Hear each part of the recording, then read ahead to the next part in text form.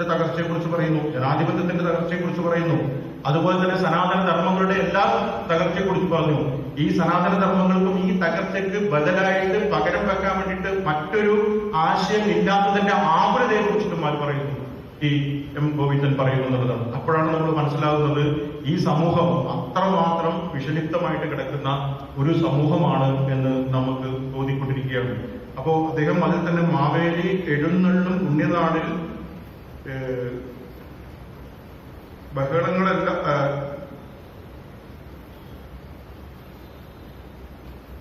ജീവനുള്ള എല്ലാവരും ഒന്നുപോലെ വിഷമുള്ളതിനും വിനയമുണ്ട്, വിഷമങ്ങൾ ഒഴിവതിന് ഒഴിവുമുണ്ട് എന്ന് പറഞ്ഞുകൊണ്ടത് മഹാബലിയുടെ അടുത്തോളം അങ്ങനെ ഒരു പ്രതീക്ഷയിലാണ് യഥാർത്ഥത്തിൽ ആ കവിത നിർത്തുന്നത്. ഇത്രയൊക്കെ വിഷലിപ്തമാണെങ്കിലും മഹാബലി ഉള്ള ഒരു കാലഘട്ടത്തിൽ എന്തുണ്ട്, എല്ലാ വിഷമങ്ങളും ഒഴിവതിന് എന്തുണ്ട്, ഒരു വഴിയുണ്ട് എന്ന് പറഞ്ഞുകൊണ്ട് നിർത്തുന്ന ഒരു കവിതയാണ് യഥാർത്ഥത്തിൽ ഈ അദ്ദേഹം എഴുതിയിരിക്കുന്നത്. അപ്പോ ഇതേപോലെ തന്നെ അദ്ദേഹത്തിന്റെ ഈ പറയുന്ന അദ്ദേഹം അറിവിന്റെ ഫലങ്ങൾ എന്ന് പറയുന്ന, ഇപ്പൊ നേരത്തെ പറഞ്ഞു അറിവിന്റെ ഫലങ്ങൾ എന്ന് പറയുന്ന ഒരു ലേഖനം എഴുതിയിട്ടുണ്ട്. അതില് കൃത്യമായിട്ടും ഈ പറയുന്ന പോലെ എന്താണ് എഴുതുന്നതിനെ കുറിച്ചിട്ട് കൃത്യമായിട്ടും ഗോവിന്ദൻ പറയുന്നുണ്ട്. അപ്പൊ അത് നമ്മുടെ ഈ ബൈബിളിലുള്ള ഈ ജ്ഞാനത്തിന്റെ കനിയെ കുറിച്ചിട്ടാണ്. മറ്റേ ഏതത്തോട്ടമുണ്ട്, അപ്പൊ അവിടെ കനിയുണ്ട്. ഈ കനിയെ അതിന് ഭയങ്കര നമുക്ക് ഇന്നിപ്പോ കുറെ കാര്യങ്ങൾ വായിച്ചിട്ട് ഇത്തരത്തിലുള്ള ലേഖനങ്ങളും മറ്റു സംഭവങ്ങളൊക്കെ പിന്നീട് വന്നിട്ടുണ്ട്. പക്ഷെ നിങ്ങൾ ആലോചിച്ച് നോക്കണം, ആ കാലഘട്ടത്തിൽ ഈ ബൈബിളിന്റെ ഈ കഥകളെ എടുത്തുകൊണ്ട് വളരെ ഫിലോസഫിക്കലായിട്ട് ഒരു വ്യാഖ്യാനം ഇന്റർപ്രിട്ടേഷൻ നടത്തിയ ഒരു വ്യക്തിയാണ് യഥാർത്ഥത്തിൽ ഈ മറ്റേ എം ഗോവിന്ദൻ എന്ന് നമുക്ക് മനസ്സിലാക്കേണ്ടതുണ്ട്. അപ്പോ ഇതിനകത്ത് അദ്ദേഹം പറയുന്ന കാര്യം, ഈ അറിവിന്റെ കനി അത് ആര് പിടിച്ചു വെച്ചിരിക്കുകയാണ്? ദൈവം പിടിച്ചു വെച്ചിരിക്കുകയാണ്. ദൈവം ഏകത്തോട്ടത്തിലേക്ക് നമ്മൾ ഇറങ്ങിയിരിക്കുകയാണ്. നമ്മളിപ്പോഴും അങ്ങനെ തന്നെയാണ്. നമ്മൾ ജനാധിപത്യ രാജ്യത്താണ് നമ്മൾ ജീവിച്ചുകൊണ്ടിരിക്കുന്നത്. എന്ത് ജനാധിപത്യമാണ് ഇവിടെയുള്ളത്? മര്യാദയോടെ വോട്ട് ചെയ്യാൻ വേണ്ടി പറ്റുന്നുണ്ടോ? ഇപ്പൊ നമുക്ക് ഇവിടെ വോട്ടിംഗ് ഒരു മര്യാദക്ക് നടക്കാത്ത ഒരു കാലഘട്ടത്തിലൂടെയാണ് നമ്മൾ പോയിക്കൊണ്ടിരിക്കുന്നത്. നമ്മൾ ആലോചിച്ച് നോക്കണം. അപ്പോൾ നമ്മൾ ജനാധിപത്യം എന്ന് പറയുന്നേ ഉള്ളൂ. ഇതിനെക്കാളും നല്ല നമുക്ക് ചൈനയിൽ പോയി ജീവിക്കുന്നതാണ്, അല്ലെ? ചൈനയിൽ തന്നെ സംഭവിക്കുന്നത് സോഷ്യലിസം എന്ന് പറയുന്നത്, സോഷ്യലിസം ഉണ്ടോ എന്ന് ചോദിച്ചാൽ സോഷ്യലിസം ഇല്ല. റഷ്യയിൽ ഇത് തന്നെയാണ് സംഭവിച്ചുകൊണ്ടിരിക്കുന്നത്. ഏത് രാജ്യത്ത് നോക്കിക്കഴിഞ്ഞാലും അവിടെ ഏത് ഐഡിയോളജിയാണ് അവിടെയുള്ളത്, അതിന് നേരെ വിരുദ്ധമായിട്ടാണ് അവിടുത്തെ ജനങ്ങൾക്ക് ജീവിക്കേണ്ടി വരുന്നുള്ള ഒരു യാഥാർത്ഥ്യം അവിടെ എല്ലായിടത്തും ഉണ്ട്. അപ്പൊ അതിനെ കുറിച്ചിട്ടുള്ള ഒരു വ്യാഖ്യാനമാണ് യഥാർത്ഥത്തിൽ അത് ഇന്നും നിലനിൽക്കുന്നു എന്നുള്ളതാണ്.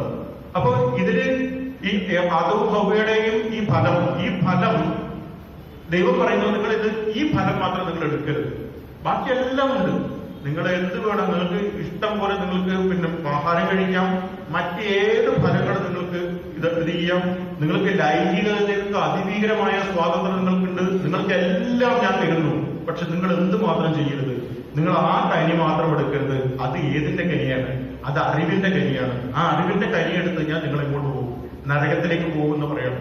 പക്ഷെ മനുഷ്യൻ ആലോചിക്കുന്നു പറഞ്ഞാൽ ആ അറിവിന്റെ കനിയാണ് ആർക്ക് വേണ്ടത്? എനിക്ക് വേണ്ടത്. കാരണം നമ്മൾ എത്ര കാലം ഇതിന്റെ ഈ പറയുന്ന പോലെ ദൈവം തരുന്ന ഈ കായ്ഫലങ്ങൾ മാത്രം തിന്നുകൊണ്ട് ജീവിക്കും, അല്ലെ? ഇവര് തരുന്ന പഴവരങ്ങയും മറ്റേ ഇത് കൈപ്പക്കയും ഇതുപോലെ തന്നെ ആപ്പിളും മുന്തിരിയും മാത്രം തിന്നുകൊണ്ട്, പിന്നെ ആപ്പിളാണ് മറ്റേ കനി, മറ്റേ മുന്തിരിയും അതും ഈ സാധനങ്ങളൊക്കെ തിന്നുകൊണ്ട് നമുക്ക് ജീവിക്കാൻ വേണ്ടി പറ്റും. അപ്പൊ തിന്നു ഇതാകുന്ന സമയത്ത് നമുക്ക് ആകെ മടുത്തു പോകും. നമുക്ക് എന്തില്ല, ആലോചനകൾക്കുള്ള സാധ്യത, ചിന്തകൾക്കുള്ള സാധ്യത അവിടെ നഷ്ടപ്പെട്ടുകൊണ്ടിരിക്കുകയാണ്. അങ്ങനെയാണ് എന്തും വരട്ടെ എന്ന് കഴിഞ്ഞിട്ട് എന്ത് ചെയ്യുന്നത്? ഹവ്വ പറഞ്ഞതിന്റെ ഭാഗമായിട്ട് ആദം പോയിട്ട് കനി പറിക്കുകയും രണ്ടുപേരും കൂടി തിന്നുകയും ചെയ്തു. അതോടുകൂടി ഇവരെന്താവുന്നു? ഇവര് നരകത്തിലേക്ക് പോകുന്നു.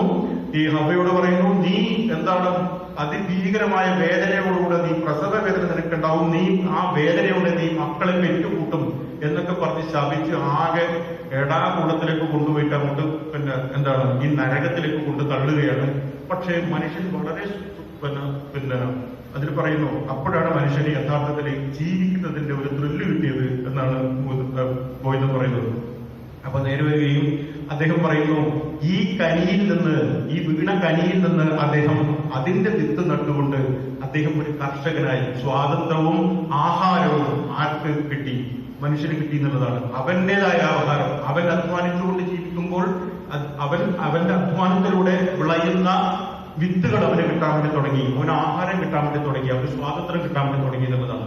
അപ്പൊ ഇത്തരത്തിന്റെ ഈ ഒരു സ്വാതന്ത്ര്യത്തിന്റെ ആഘോഷത്തെ കുറിച്ചിട്ട് ആണ് യഥാർത്ഥത്തിൽ, അതിന്റെ ഒരു ജനാധിപത്യ സങ്കല്പത്തെ കുറിച്ചിട്ടാണ് യഥാർത്ഥത്തിൽ ഈ ഗോവിന്ദൻ നമുക്ക് ആ ഒരു പിന്നെ അറിവിന്റെ ഫലം എന്ന ആ ഒരു ഒരു കൃതിയിലൂടെ നമുക്ക് പറഞ്ഞു തരും. പക്ഷെ നമ്മൾ ആലോചിച്ച് നോക്കണം, ഇപ്പോൾ നമുക്ക് എന്ത് സംഭവിച്ചിരിക്കുന്നു എന്ന് നമ്മൾ ആലോചിച്ച് നോക്കണം. കാരണം ആ അറിവ് ദൈവത്തിൽ നിന്ന് നമ്മൾ പിടിച്ചെടുത്ത അറിവ് മനുഷ്യന് വേണ്ടി കിട്ടിയതാണ്. ആ അറിവ് മനുഷ്യനല്ല ഒരു വിഭാഗം കൈയടക്കി വെച്ചിരിക്കുന്ന ഒരു കാലഘട്ടത്തിലൂടെയാണ് നമ്മൾ പോയിക്കൊണ്ടിരിക്കുന്നത്. ദൈവത്തിന് പകരം ഇവിടെ എന്തായിക്കൊണ്ടിരിക്കുന്നു? ഇവിടെ വലിയ സമ്പന്നമാരായ മുതലാളിത്തത്തിന്റെ ഒരു വർഗം ഇവിടെ ഉണ്ടാവുകയും അവര് ഈ ഭൂമിയിലെ, അതായത് നമ്മുടെ ഭൂമിയിലെ 700 കോടി ആളുകളുടെ ഈ ഭൂമിയിൽ നാം കണക്ക് പ്രകാരം നോക്കിക്കഴിഞ്ഞു കഴിഞ്ഞാല് അതിന്റെ 48% അനുഭവിക്കുന്നത് 2% ആളുകളാണ്. ആളുകൾ 48% അനുഭവിക്കുന്നത് 2% ആളുകളാണ്. ബാക്കി 98% ആളുകളാണ് ഈ 58% ആലോചിക്കുന്നത്. അപ്പോ ഈ 700 കോടി ആളുകളിൽ 1.5 കോടി ആളുകളാണ് യഥാർത്ഥത്തിൽ ഇവിടെ എന്ത് ചെയ്യുന്നത്? അധികാരവും സമ്പത്തും എല്ലാം തന്നെ കീഴടക്കിയിരിക്കുന്നത്.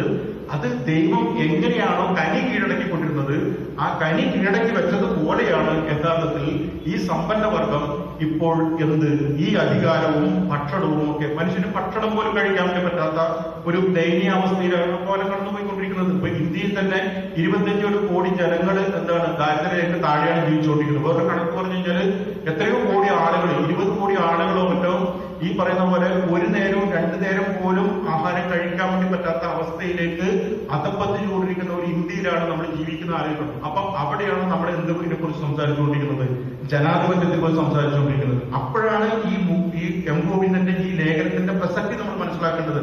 അദ്ദേഹം അന്ന് പറഞ്ഞത് ഈ അധികാരം ദൈവത്തിന്റെ അടുത്ത് നിന്ന് മനുഷ്യൻ പിടിച്ചടയ്ക്കുന്നുള്ളതാണ്. അതിനുശേഷമുള്ള കഥ ഇങ്ങോട്ട് വായിച്ചു കഴിഞ്ഞാൽ ഈ മനുഷ്യരിൽ വന്ന അധികാരത്തെ മനുഷ്യരിലെ ഒരു ഭാഗം തന്നെ കൈയടക്കി വെച്ചിരിക്കുകയും അവര് ദൈവങ്ങളായിട്ട് മാറുകയും അവര് ആരെ നിരന്തരമായിട്ട് അവര് ഈ പറയുന്ന പോലെ മറ്റ് ആളുകളെ, മറ്റ് വർഗത്തെ, ഈ 98% ആളുകളെ അടിമത്തത്തിലേക്ക് നിരന്തരം വലിച്ചിഴച്ച് കൊണ്ടുപോവുകയും ചെയ്ത ഒരു കാഴ്ചയിലൂടെയാണ് പുതിയ കാലം കടന്നു പോകുന്നത്. അപ്പോ ഇത്തരത്തിലുള്ള ഇദ്ദേഹത്തിന്റെ ലേഖനങ്ങൾക്കും അതുപോലെ തന്നെ പിന്നെ എല്ലാം തന്നെ വളരെയധികം പ്രസക്തിയുള്ള ഒരു കാലഘട്ടത്തിലൂടെ നമ്മൾ കടന്നുപോയിക്കൊണ്ടിരിക്കുന്നത്. ഇപ്പൊ നോം ചോംസ്കി ഒക്കെ പറയുന്ന പോലെ 2013 നോം ചോംസ്കി വന്നിട്ട് ഇന്ത്യയെ കണ്ടിട്ട് ഇന്ത്യയെ പറഞ്ഞത്, ഞാൻ പല രാജ്യങ്ങളും സന്ദർശിച്ചിട്ടുണ്ട്, പക്ഷെ ഇത്രയും ദാരിദ്ര്യത്തിൽ കിടക്കുന്ന ഒരു രാജ്യത്തെ ഞാൻ ഒരിക്കലും കണ്ടിട്ടില്ല. അല്ലെ, ദാരിദ്ര്യം എന്ന് പറയുന്നത് വലിയൊരു ഹിംസയാണ്, മനുഷ്യന്റെ അറിവിലൂടെ നടത്തുന്ന ഹിംസയാണ് യഥാർത്ഥത്തിൽ ദാരിദ്ര്യം എന്ന് പറയേണ്ടി വരുമെന്ന് ഇളാവട്ടും കൂടി പറയുന്നത്. അപ്പൊ ഇങ്ങനെ ഉള്ള ഒരു കാലഘട്ടത്തിലൂടെ കടന്നു പോകുമ്പോൾ ഈ കാലഘട്ടത്തെ ഈ പറയുന്ന പോലെ ഈ അധികാര കേന്ദ്രിതമായ ഒരു വർഗത്തിന്റെ കയ്യിൽ നിന്ന് ഈ ബഹുജനങ്ങളിലേക്ക് ഇതിനെ വീണ്ടും എത്തിക്കേണ്ട ഉത്തരവാദിത്വം യഥാർത്ഥത്തിൽ എഴുത്തുകാരനുണ്ടെന്നതാണ്. അപ്പൊ അവിടെയാണ് എഴുത്തുകാരന്റെ പ്രസക്തി. അവിടെയാണ് നേരത്തെ ബെഞ്ചമിൻ സാറ് മറ്റേ ഇദ്ദേഹം പറഞ്ഞ പോലെ എഴുത്തോ നിന്റെ കഴുത്തോ എന്ന് ചോദിക്കുമ്പോൾ, അതായത് ഗോവിന്ദനോട് ചോദിച്ചത് എഴുത്തോ നിന്റെ കഴുത്തോ എന്ന് ചോദിക്കുമ്പോൾ എന്റെ കഴുത്ത് പോയാലും ഇവിടെ എഴുത്ത് ഉണ്ട് എന്ന് വളരെ ആർജവത്തോടുകൂടി പ്രഖ്യാപിക്കാൻ കഴിയുന്ന എഴുത്തുകാർക്ക് മാത്രമേ ഇവിടെ നിലനിൽപ്പുള്ളൂ. അത്തരത്തിലുള്ള എഴുത്തുകാർക്ക് മാത്രമേ കാലത്തെ തളക്കാൻ വേണ്ടി പറ്റുകയുള്ളൂ. ഈ അനന്ത പ്രവാഹത്തെ ഭൂതകാലത്തിലും തന്നെ തളക്കാനും അതിന്റെ ഭാവി കാലത്തെ കുറിച്ച് പ്രവചിക്കാൻ വേണ്ടി പറ്റുകയും ചെയ്യുന്ന ഒരു എഴുത്തുകാരന് മാത്രമേ ഇവിടെ നിലനിൽപ്പുള്ളൂ. അത്തരത്തിലുള്ള എഴുത്തുകാരനായിരുന്നു ആര്? എം ഗോവിന്ദൻ എന്ന് പറയേണ്ടി വരും. മജീദ് സെയ്ദിനെ പോലുള്ള ആളുകൾക്കും അത് തന്നെ സംഭവിക്കട്ടെ. നമ്മളൊക്കെ ശ്രമിച്ചുകൊണ്ടിരിക്കുന്നതും അത് തന്നെയാണ് എന്ന് പറഞ്ഞുകൊടുക്കുന്നത്.